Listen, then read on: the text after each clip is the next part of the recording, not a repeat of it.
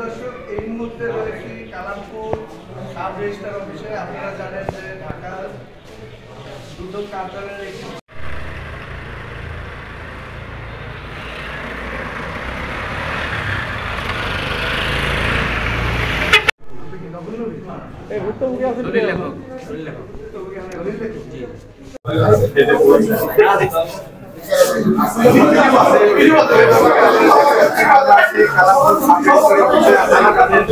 দুদকের একটি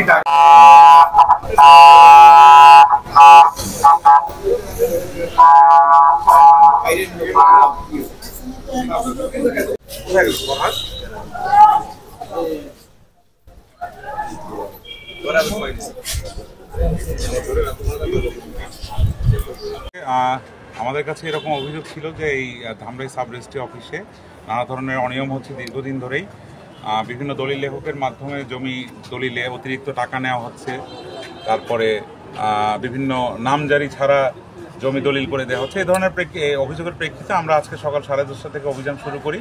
তো আমরা এই 3-4 ঘন্টার অভিযানে আমরা অনেক ধরনের অনিয়ম আমাদের সামনে চলে এসেছে। যেমন আমরা যেটা পেয়েছি যে খাজনা রসিদ ছাড়াই এখানে জমি দলিল হচ্ছে। কিসের বিনিময়ে খারিজ ছাড়া তোর দলিল হয় নাই না, তাহলে একদিনের মধ্যে আপনার খারিজ রসিদগুলো খেলা কোথায়? সব কাগজে আছে শুধু খারিজের রসিদটা, খারিজ না সরি খাজনা রসিদ। খারিজ ছাড়া তো হেবার ঘোষণা দলিল হয়, ইয়া হয় ওগুলো তো হেবা না এখানে। আমার পৈতৃক জমি সবই তো এই 64টা দলিল প্রত্যেকটারই খাজনা আছে, যেগুলো সাব কমলা। হেবা কারা কারা করতে পারবে? রক্তের আত্মীয় ছাড়া কি করতে পারবে? অবশ্যই না, তাও রক্তের